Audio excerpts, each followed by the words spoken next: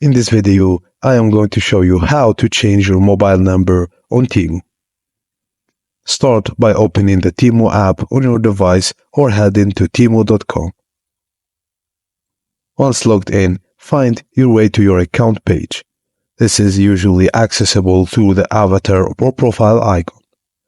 Select Settings to access various account options. Within the Settings menu, locate the Account Security section.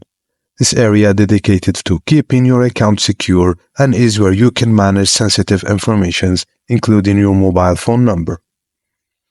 Find the line labeled Mobile Phone Number and click Edit next to it. This will allow you to make changes to your current phone number due to security measures. You might be prompted to verify your identity either by entering your account password or a verification code sent to your original one. After successfully verifying your identity, you'll be able to enter your new mobile number, carefully input your new one to ensure accuracy.